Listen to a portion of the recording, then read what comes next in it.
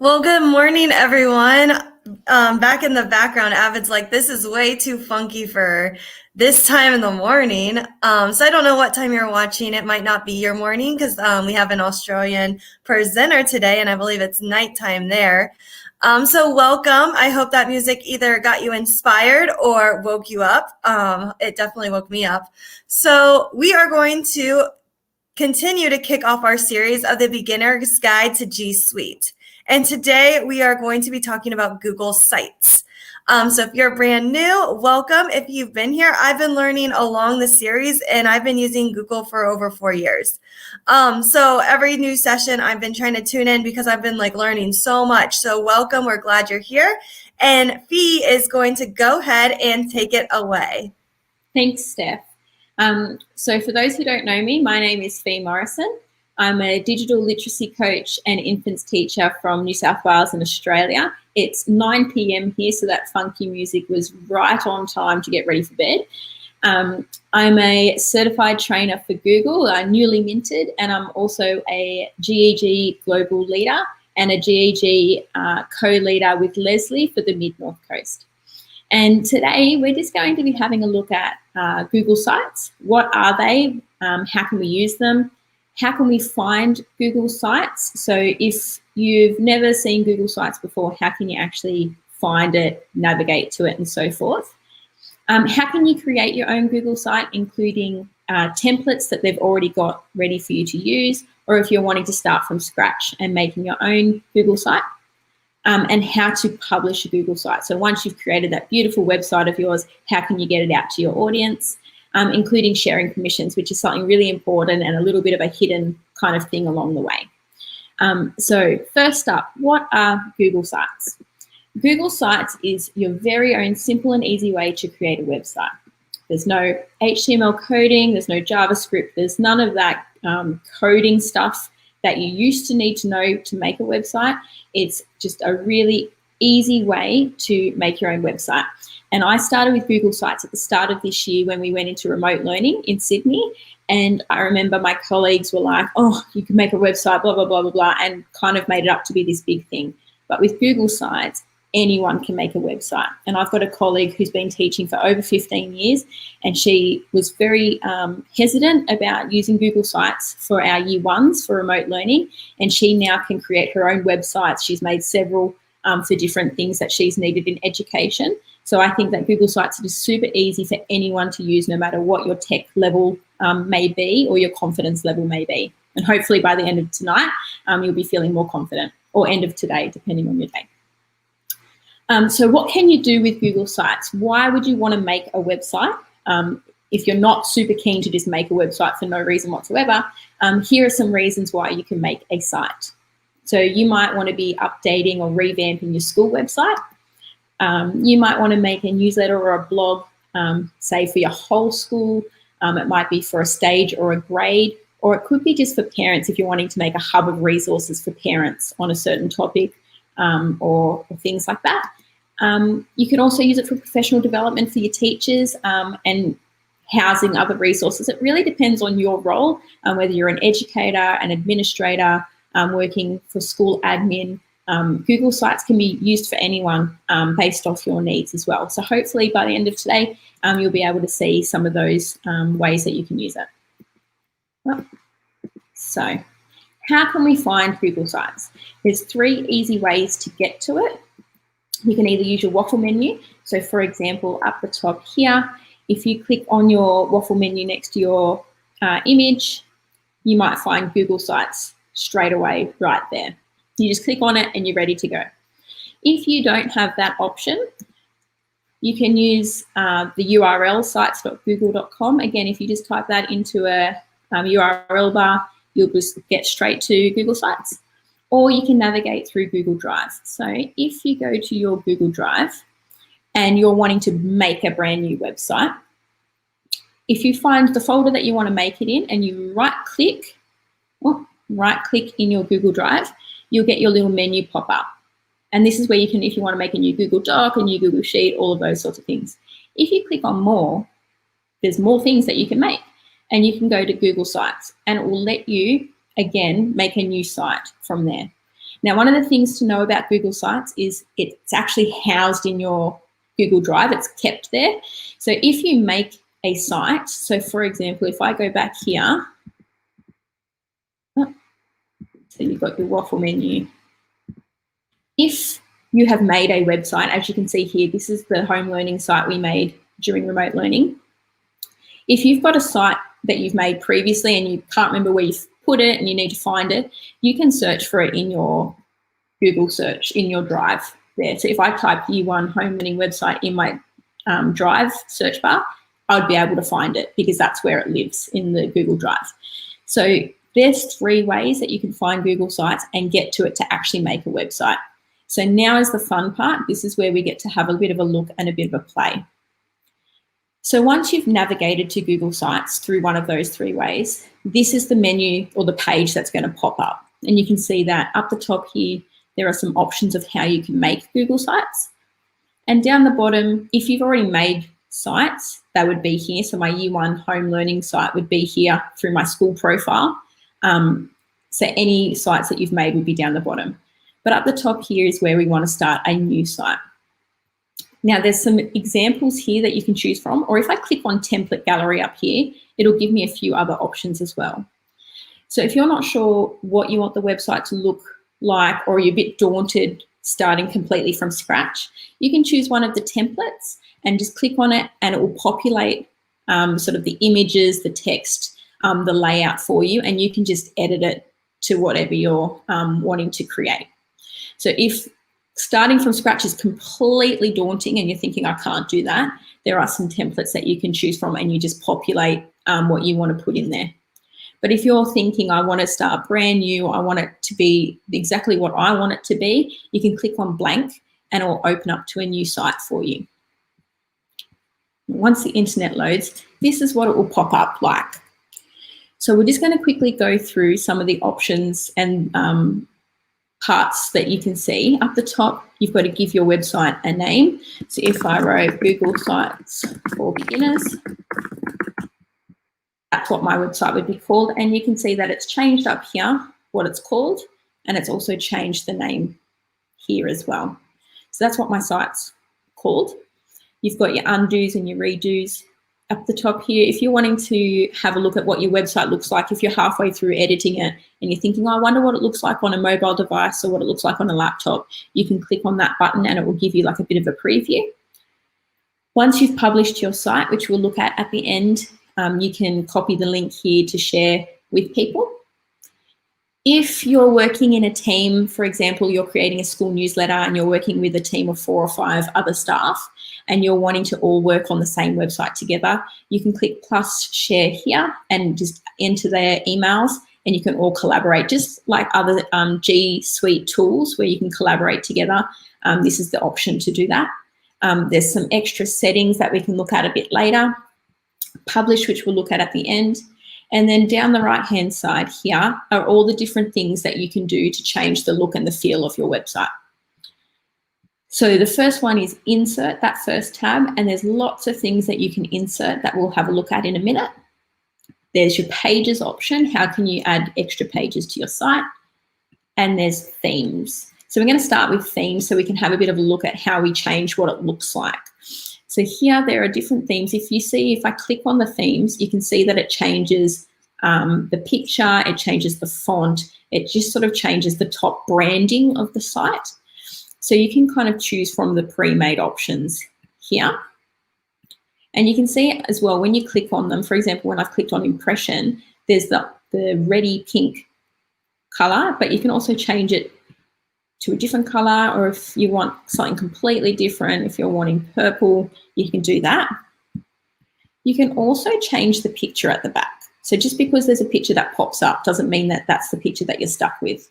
So where you can see where my mouse or my cursor is, and when I hover over different sections of the website, different buttons pop up. So when I hover over the header, you can see that change image has popped up and header type has popped up.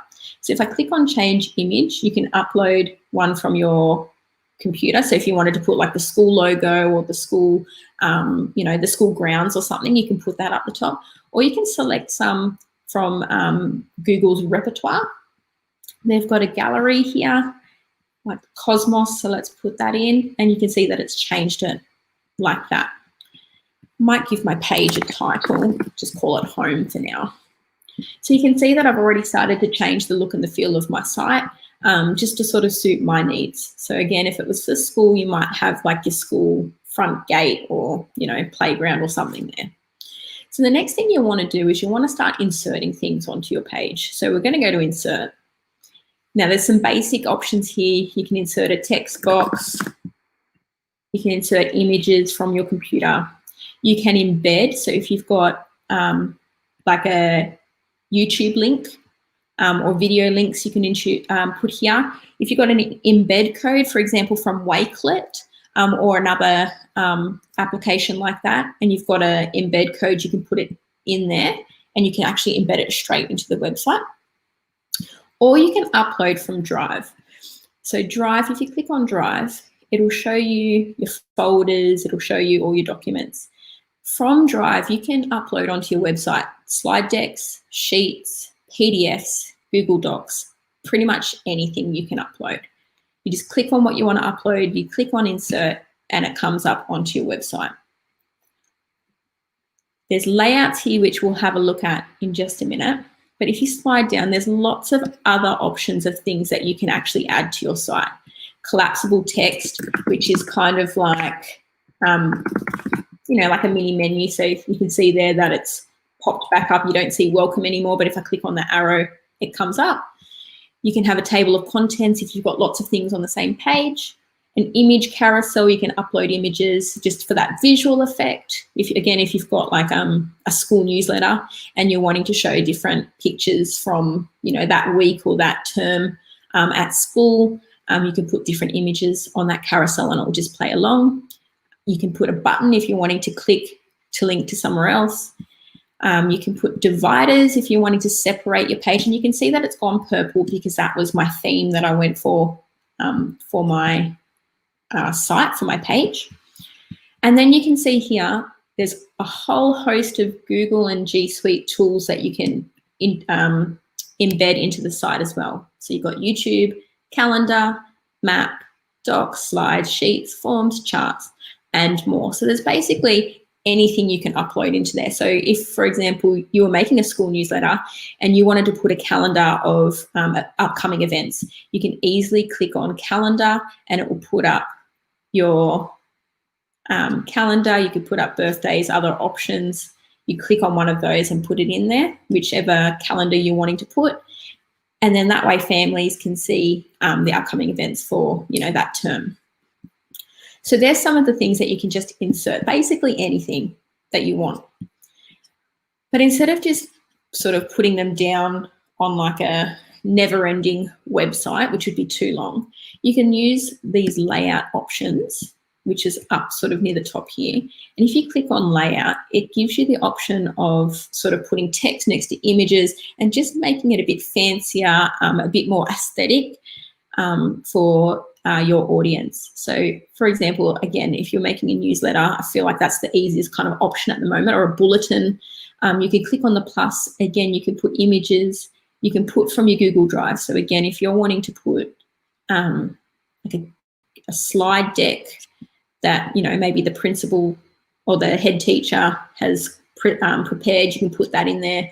You could put some text next to it. just to sort of give it a bit more of a flow effect.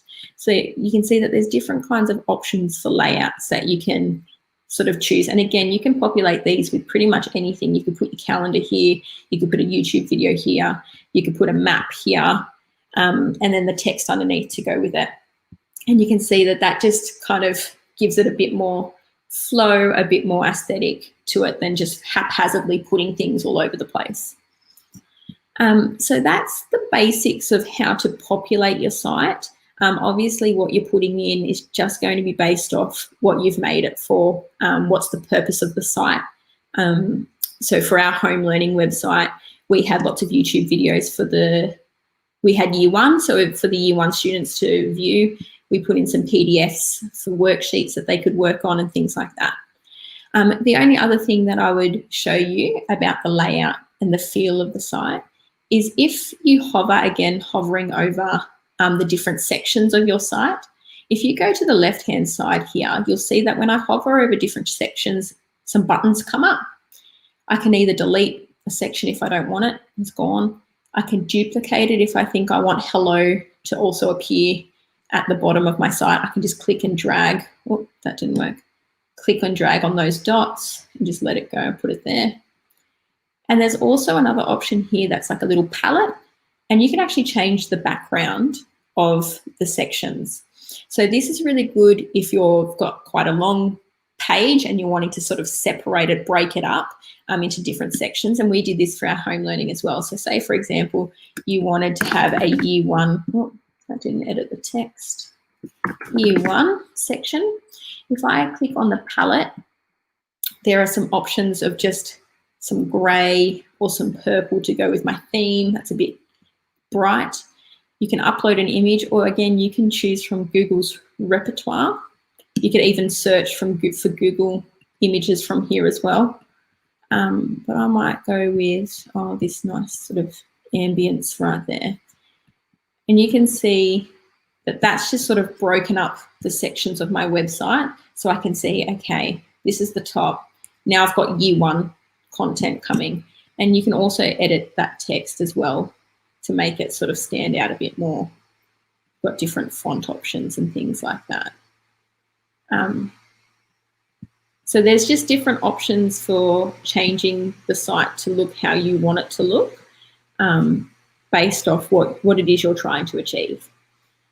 So the next thing that you would like to learn about, I'm guessing, is pages, because it's probably not ideal to have a never-ending page to break it up for the people who are viewing your site. So if you click on the Pages tab, you'll see down the bottom there's this big plus sign, and that is just the easiest way to create a new page. So we made the home learning website for year one, so we had like a year one tab, and you can see that as soon as I made that page, home and year one appeared. If I just take that away for a minute, you'll see that there's no words up the top. That's because I don't need to navigate to anything. Because there's only one page, I don't actually need to change it to other pages. But as soon as I make a new page, I need to be able to get back to the home page somehow. So it's brought up this menu for me to be able to navigate between the two pages. Now, with the new page, you can see that it's kept the sort of same feel up the top for the header, but there's nothing else that's the same. So I would then need to go back to Insert to populate my website again. So putting in text, things from Drive, if I wanted to put in a doc, etc. I'd have to go back to Insert and start populating that website again.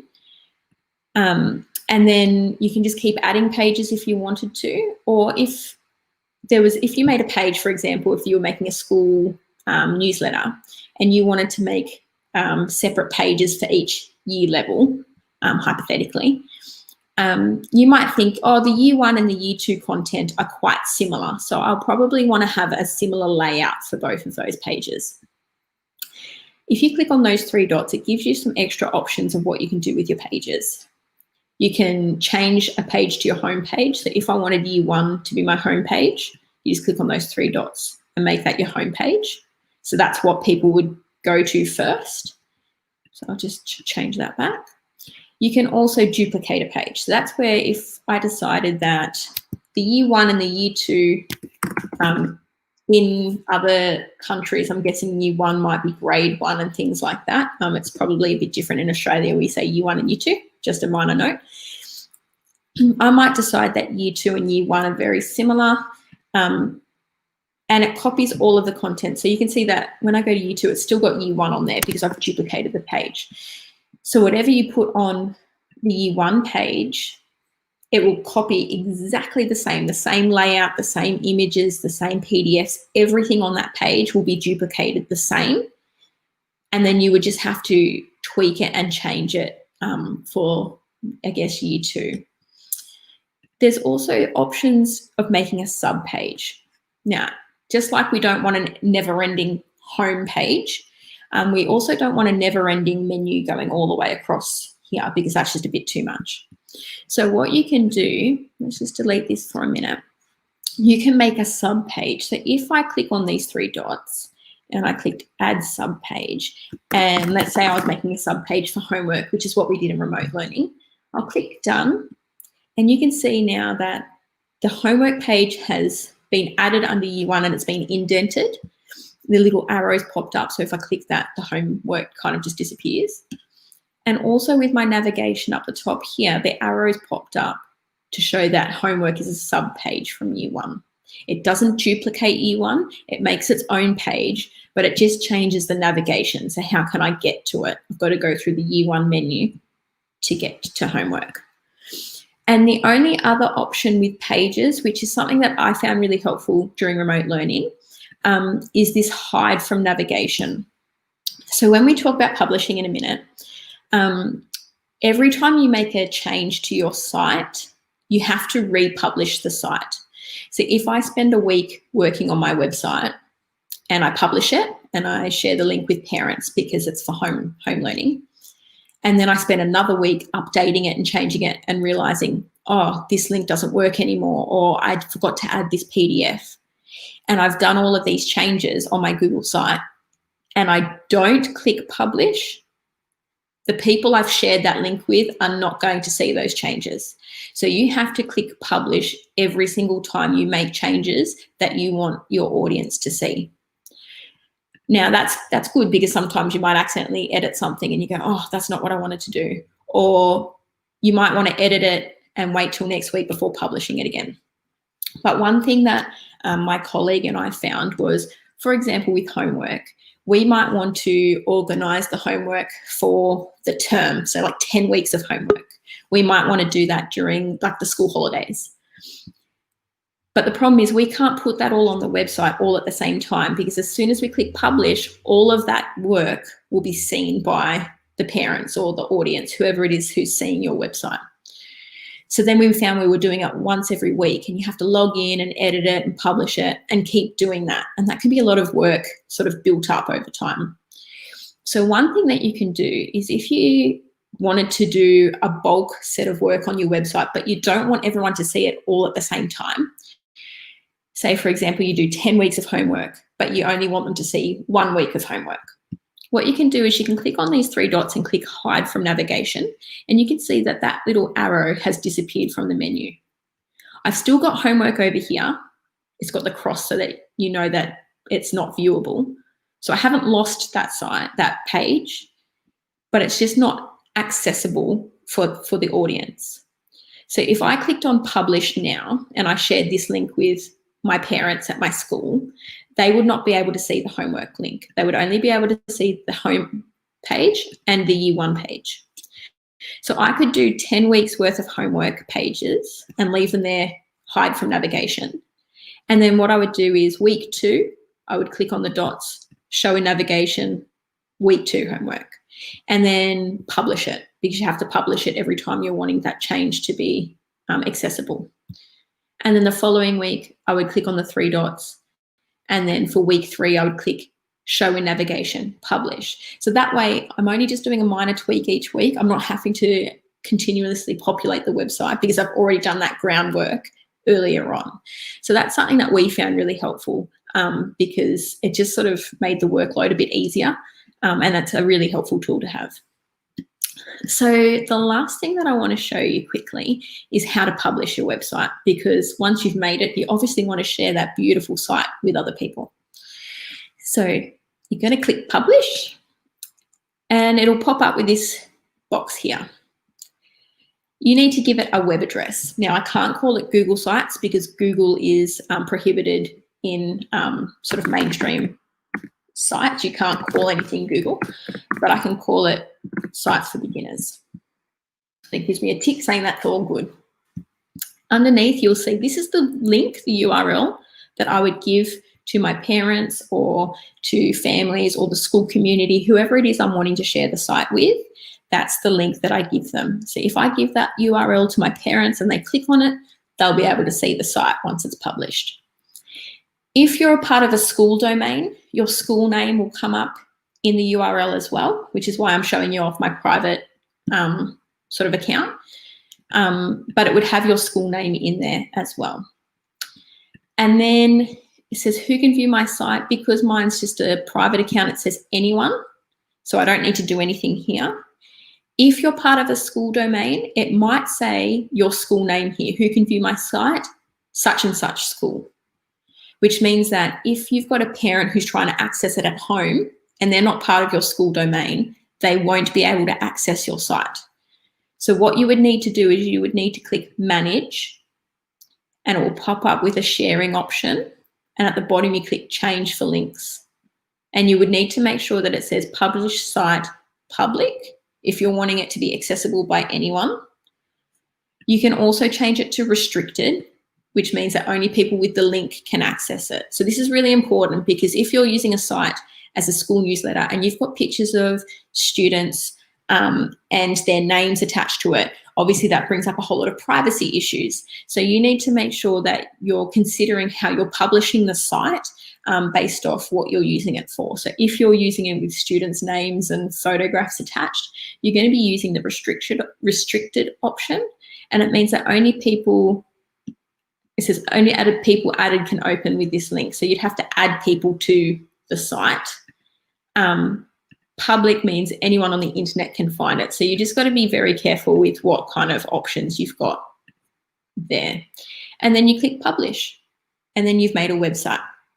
So that's it. That's how you make a website. Now there's one other thing that I want to quickly explain before we finish up. I just want to get out of this to here. I want to quickly talk about sharing permissions. We briefly spoke about it just then, but when you're wanting to share something from your Google Drive, so for example, on your website, if you're wanting to put in a PDF that you've made for students at home to look at, or a slide deck, you need to make sure that it's accessible to people. Because if you don't change the sharing permissions, you'll have 20, 30 parents contacting you saying, I can't open this PDF, I can't open this slide deck. And this is the number one lesson that we learned during remote learning. Anything that you're sharing from your Google Drive onto the website, you need to make sure that you've changed the sharing permissions so that other people can access it. So I'm just going to briefly show you how to do that. So if you've got a slide deck or a PDF in your Google Drive, you right click it and then you go to this share option. It'll have your name and anyone else who's editing the document already listed here. And at the bottom, it says get link. Now here you can say it's restricted. Only people added can open with this link and people in my school can access it. So I've just blanked out my school there.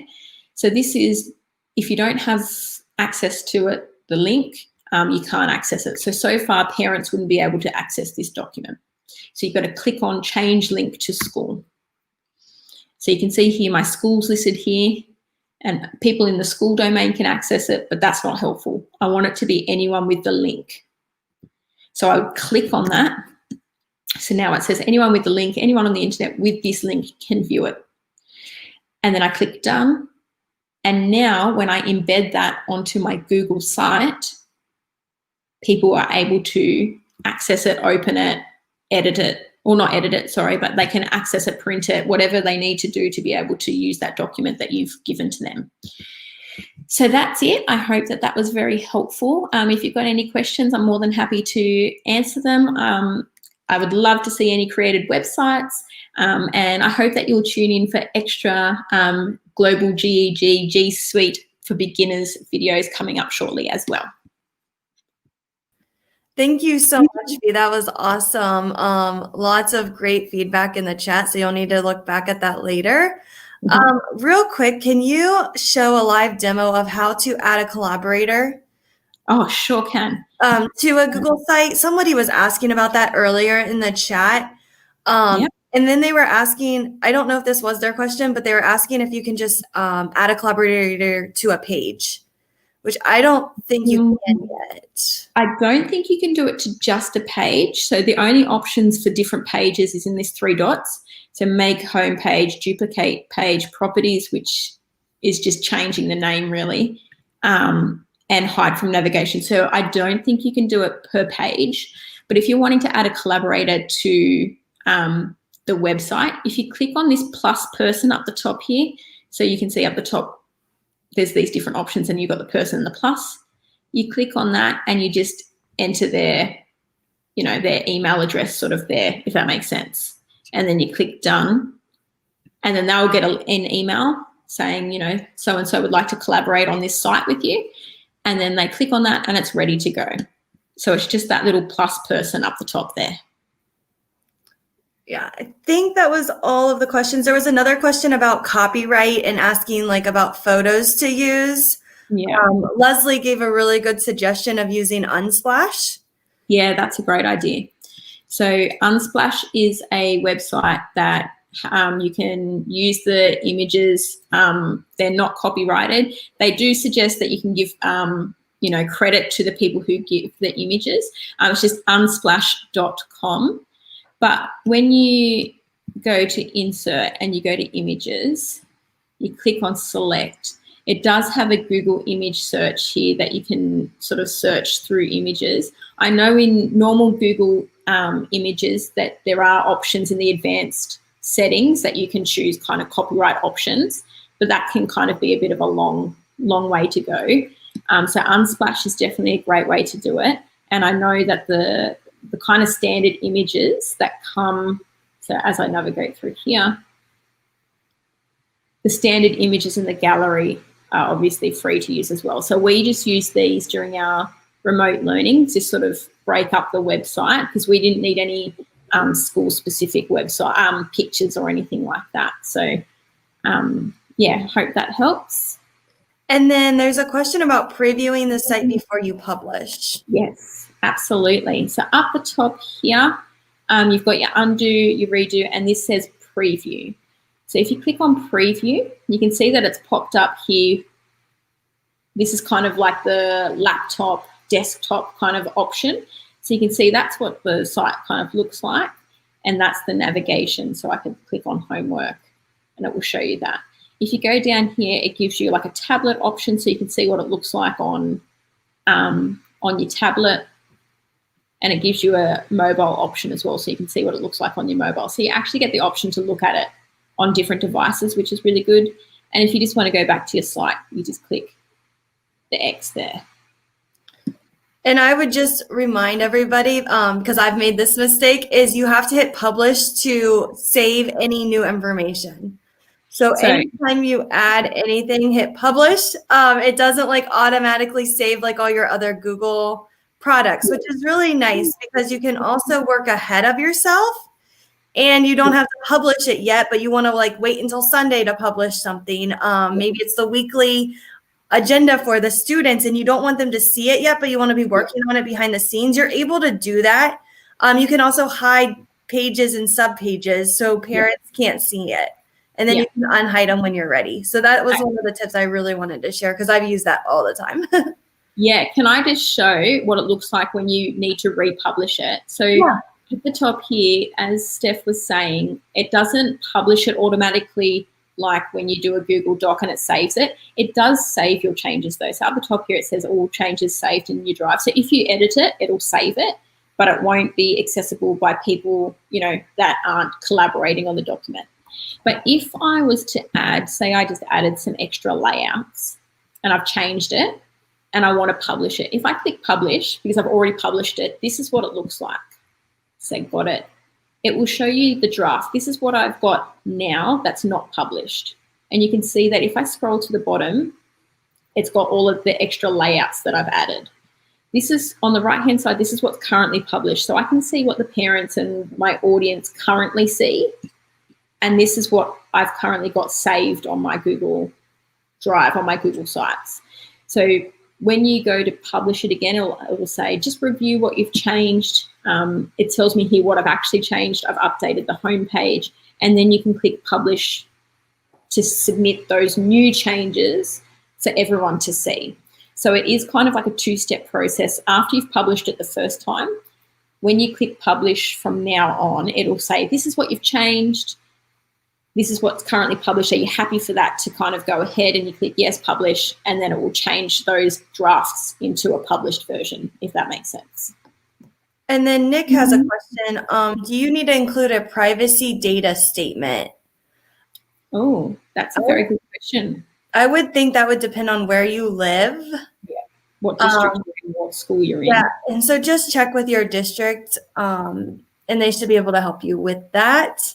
Yeah. I would just assume it would be different, probably in the States from school to school. And then in other countries, they might. I just don't know. So just double check with your school administration. Absolutely. Okay. I think we answered all of the questions. So thank you so much, Fee, for this amazing session on Google Sites. If you need to rewatch it, the recording will be available as soon as we hit end broadcast. And you can rewatch it as many times as you want. Feel free to share with other people that might be new to Google. So thank you again for watching. Thank you.